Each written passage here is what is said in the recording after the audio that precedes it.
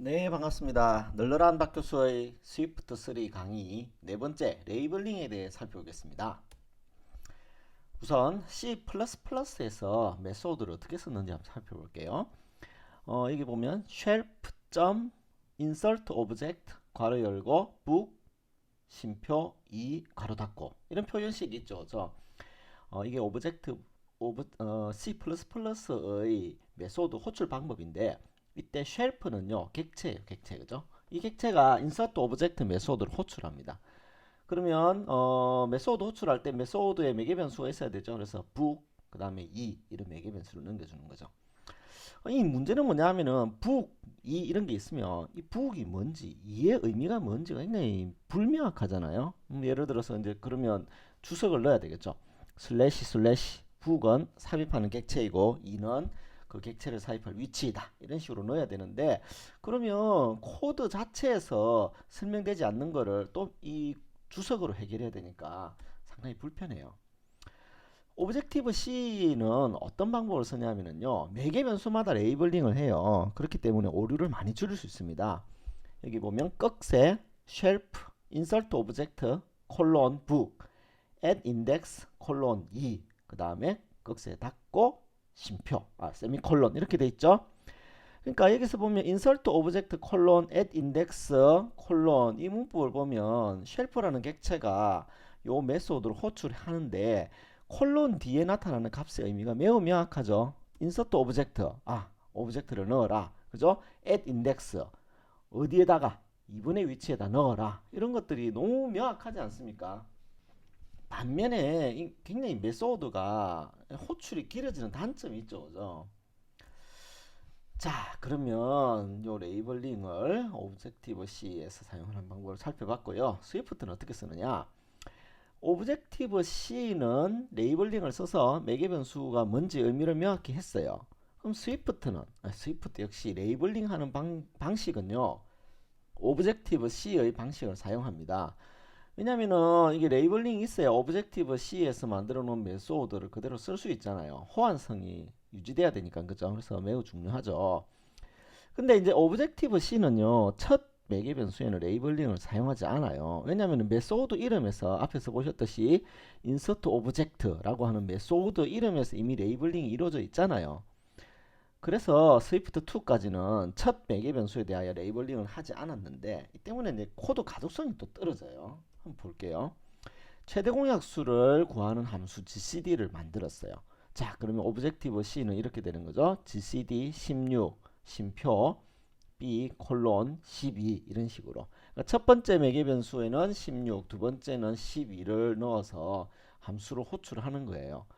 근데 보니까 앞에 16이 좀 생뚱맞잖아요. 그죠? 그래서 A는 16, B는 12 이런 식으로 해주면 A, B라는 최대 공약수의 두 수가 있다. 그리고 그거의 최대 공약수를 구하라. 이런 식으로 의미가 명확해지죠.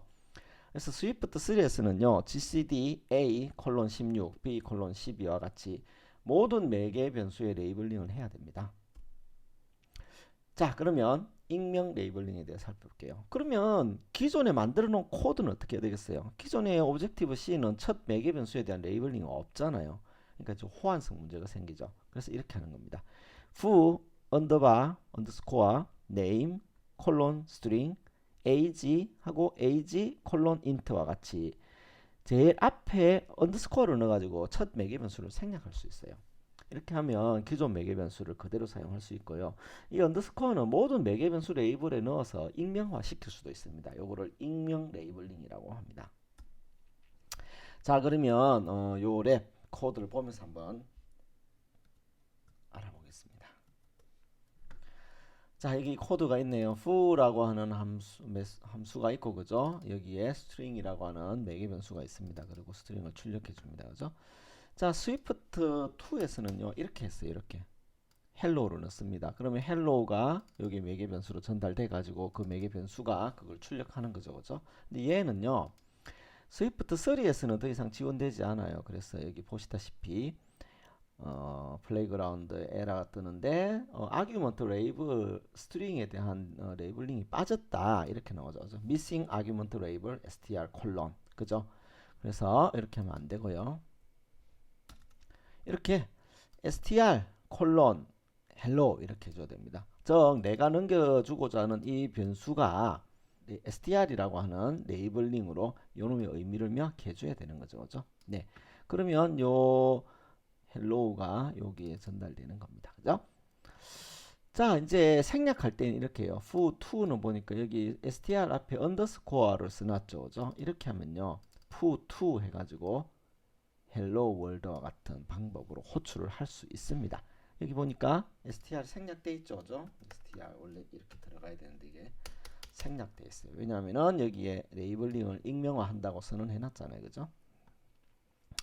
이제 대부분 레이블링은 이 매개 변수의 의미를 명확히 하기 때문에 이렇게 씁니다. 그리팅, 인사, 그 다음에 여기 name이라고 하는 레이블링, 그 다음에 여기는 매개 변수의 타입 이렇게 적어주는 거죠. 그러면 그리팅, name, 홍길동 이렇게 해주면 아 인사말을 출력하는 함수구나. 그리고 그 인사말에 들어가는 이름은 홍길동이구나.